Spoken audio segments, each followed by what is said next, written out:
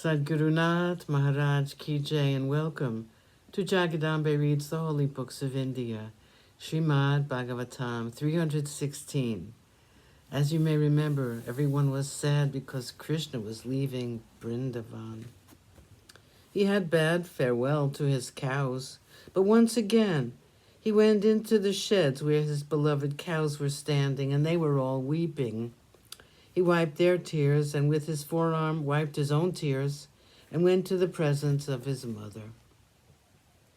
He fell at her feet, and once again he took leave of her.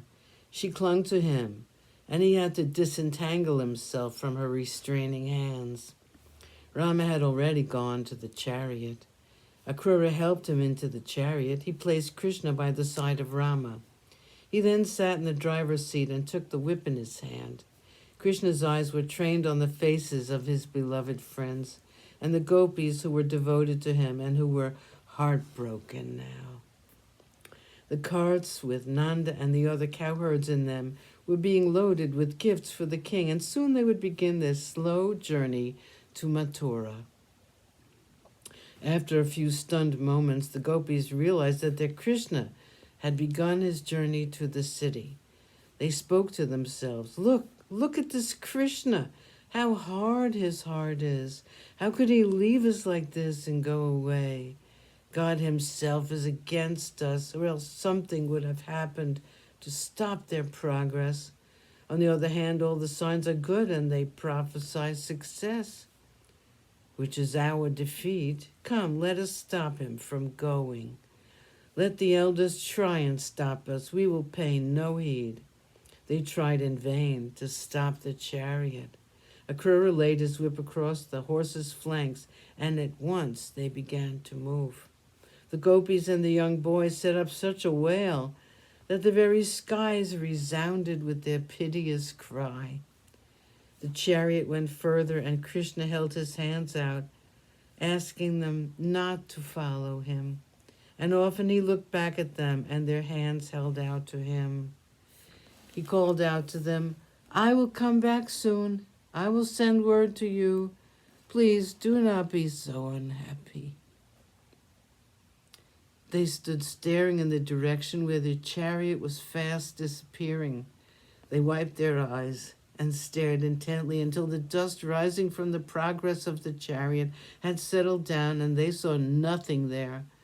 Far away in the distance, Krishna had gone away from them. 200, Akrura sees a vision. The chariot went fast. Soon they reached the banks of the Yamuna. Rama and Krishna got down from the chariot and went to the waters of the river. In the morning light, the sapphire blue of the river was beautiful, enchanting. Both the brothers stood there for a while, each busy with the thoughts of the many years they had spent there. They were the two forms of the Paramatma had assumed.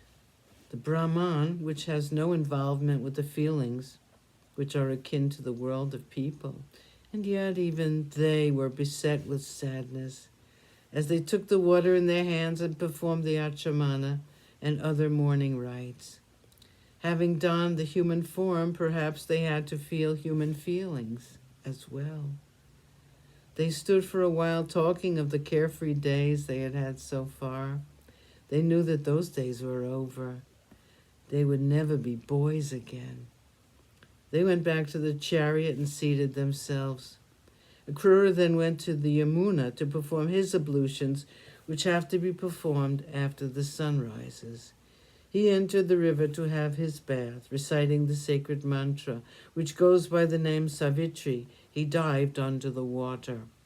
A strange thing happened. He saw in the waters the two brothers, Rama and Krishna.